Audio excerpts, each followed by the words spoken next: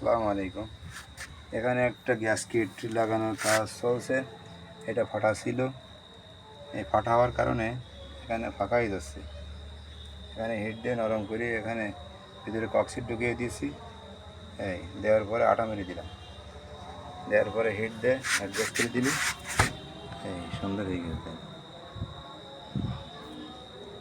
যেগুলো ফেটে যায় সেগুলো এইভাবে মেরামত করতে হয়।